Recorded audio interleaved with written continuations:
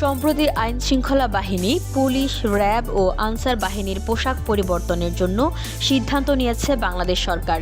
এ নিয়ে সোমবার দিনভর সোশ্যাল মিডিয়ায় নানা মতামত দেখা যায় নেটিজেনদের।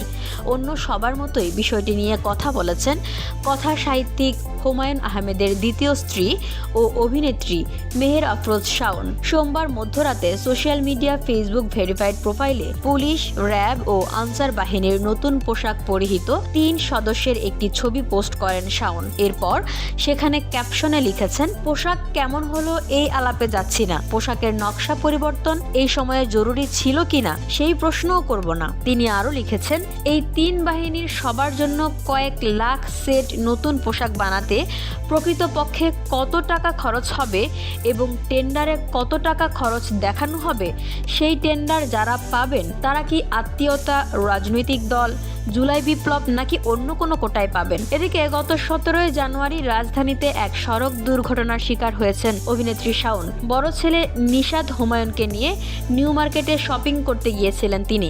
সেখানে রাস্তা পার হতে গিয়ে ইঞ্জিন চালিত রিকশার ধাক্কায় আহত হন এই অভিনেত্রী। নতুন পোশাকের রং কোনো বিশেষ দেশের সঙ্গে মিলে গেছে নাকি ইচ্ছাকৃতভাবে মিলিয়ে করা হয়েছে সেই কথা মাথায় আসলেও মুখে আনব না। আমার শুধু একটাই কৌতূহল।